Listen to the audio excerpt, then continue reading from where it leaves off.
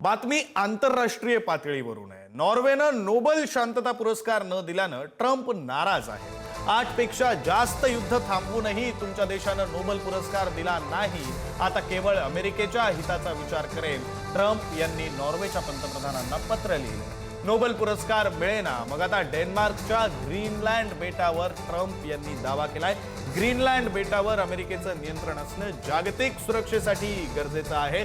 Denmark, Russia आणि चीन पासून बेटाचं रक्षण करू शकत नाही। अमेरिकेचं पूर्ण नियंत्रण असेपर्यंतच जग सुरक्षित, असंही ट्रम्प यांनी म्हटलं।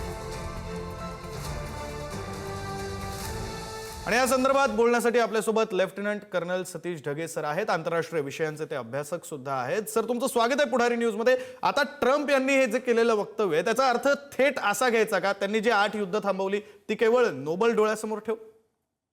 नक्कीच विक्रांत, डोनाल्ड ट्रम्प हे स्वकेंद्रित आणि वाचाळ अशा प्रकारचे नेते आहेत आणि कुठेही दूरदृष्टी त्यांच्या विधानामधून किंवा मागच्या 1 वर्षामधल्या त्यांच्या फॉरेन पॉलिसीमधून त्या ठिकाणी दिसत नाही।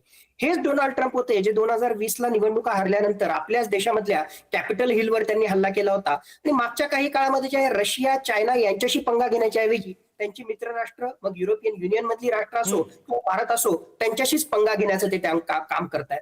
नक्कीच ग्रीनलँड जे आहे ते भूराजकीय दृष्ट्या, आर्थिक दृष्ट्या, त्याचबरोबर राजकीय दृष्ट्या अमेरिकेसाठी अत्यंत महत्वाचं आहे। पण ऑलरेडी अमेरिकेच्या वेगवेगळ्या प्रकारच्या कंपन्या त्या ठिकाणी त्यांनी इन्व्हेस्टमेंट केलेलं आहे। याच्या सोबतीलाच अमेरिकेचं थूल एअरबेस हे ऑलरेडी तिथे आहे, ज्याच्या माध्यमातून स्पेस सर्व्हिलन्स असेल किंवा रेडार स्टेशन हे त्या ठिकाणी आहे। मग हे सगळं असताना ग्रीनलँडवर अशा प्रकारे जे आहे ताबा मिळवण्याचा हा सगळा जो अमेरिकेचा प्रकार आहे, यावरून जे आहे फक्त आणि फक्त डोनाल्ड ट्रम्प यांचं जे आहे प्रेशरायझिंग टॅक्टिक त्या ठिकाणी दिसतं। मिलिटरी ऑप्शन त्यांच्याकडे आहे का? नक्कीच एक मिलिटरी ऑप्शन आहे, पण माझ्या मते तो मिलिटरी ऑप्शनचा वापर त्या ठिकाणी करणार नाही। आता बुधवारी गुरुवारी दावोसमध्ये युरोपियन युनियनचे वेगवेगळ्या प्रकारचे नेते आणि डोनाल्ड ट्रम्प यांची त्या ठिकाणी भेट होईल आणि माझ्या मते डिप्लोमॅटिकली एक प्रकारे डोनाल्ड ट्रम्प यांना मनवण्याचा प्रयत्न त्या ठिकाणी त्याच्यात होईल।